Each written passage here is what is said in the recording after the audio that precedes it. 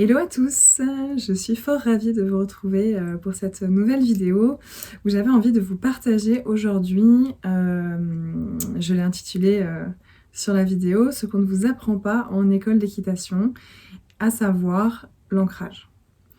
Alors, je voulais vous parler de l'ancrage parce que pour moi c'est une des clés les plus importantes de notre relation au cheval, mais avant toute chose on va redéfinir un petit peu l'ancrage et surtout je voulais vous parler de l'ancrage des différents corps, car très souvent on entend parler de l'ancrage au corps physique, mais il n'y a pas que ça, clairement. Donc comme vous le savez, on est constitué de différents corps. Je ne vais pas tous les détailler ici, mais moi ce qui m'intéresse en tout cas, c'est donc bien sûr le corps physique, le corps émotionnel, le corps mental, le corps énergétique. Voilà. Et en fait, ce qui est important dans notre relation et dans notre communication avec les chevaux, c'est l'ancrage, mais de ces différents corps. Donc l'ancrage au corps physique, il est, je dirais, plus facile à appréhender.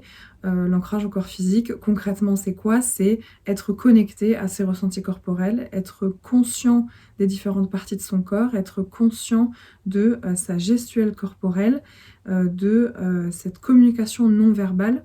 Et effectivement, il y a énormément de choses qu'on communique à nos chevaux sans s'en rendre compte, de par certains mouvements, de par une certaine inconscience de certaines parties de notre corps physique, en fait, tout simplement.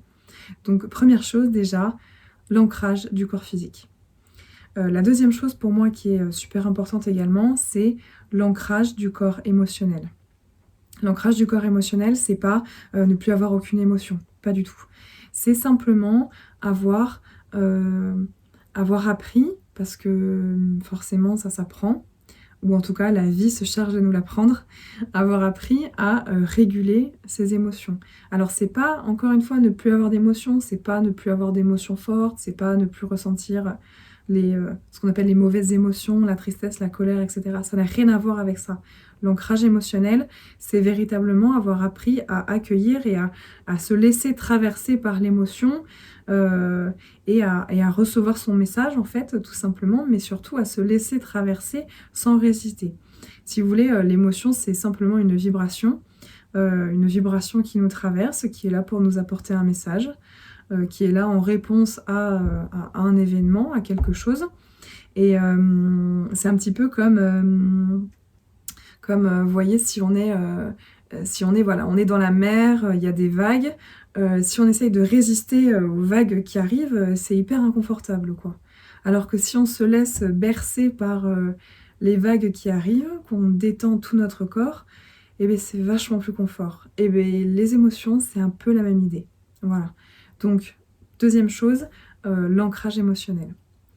Le troisième point, c'est l'ancrage au corps mental, l'ancrage du corps mental. L'ancrage du corps mental, il est vraiment important. Encore une fois, c'est pas du tout lâcher son mental, faire taire ses pensées toxiques, faire taire le mental. Voilà, j'entends beaucoup de commandements comme ça dans le développement personnel, spirituel et y compris dans le monde du cheval, qui sont pour moi vraiment enfin, pas forcément adapté aux situations, parce que si on a des pensées récurrentes ou si on a le mental qui nous dit X ou Y chose, c'est parce qu'il y a des messages derrière, qu'il y a des parties de nous qui demandent à être entendues. Mais l'idée derrière l'ancrage mental, concrètement, qu'est-ce que c'est que l'ancrage mental? C'est remettre le mental au service du cœur, du corps. Remettre le mental, finalement, le mental, c'est juste le processeur. Le mental au service d'autre chose, au service de plus grand, au service de cette présence. Voilà. Quatrième chose, l'ancrage du corps énergétique. Donc là, on va être dans des choses qui sont encore plus... je dirais, encore plus subtil à percevoir, mais dans tous les cas, quand on échange, qu'on communique, qu'on travaille avec les chevaux, on est sans arrêt en train d'échanger de l'énergie et d'utiliser notre énergie pour mettre en mouvement. Par exemple, lorsqu'on va demander à un cheval d'accélérer, on va apprendre à augmenter notre énergie, et puis lorsqu'on veut s'arrêter, on va descendre notre énergie. Voilà, ça c'est les choses,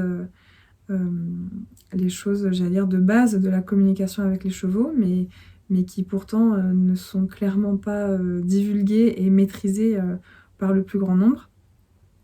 Et en fait, l'ancrage de ce corps énergétique, c'est ça, c'est avoir conscience et voilà, pouvoir percevoir et utiliser nos centres énergétiques, parce qu'on a plusieurs, nos centres énergétiques et notre énergie en général à bon escient, et pouvoir l'utiliser finalement consciemment pour communiquer avec les chevaux. Voilà.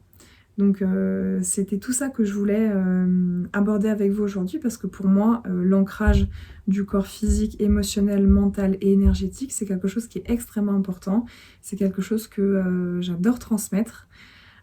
Et je pense que c'est véritablement une des clés pour une communication fluide et une relation harmonieuse avec nos chevaux. Voilà, si vous avez des questions sur cette vidéo, que vous voulez plus de détails, surtout n'hésitez pas, je me ferai une joie d'y répondre. Vous pouvez poster des commentaires sous cette vidéo. Et sur ce, je vous dis à très très vite pour une nouvelle vidéo.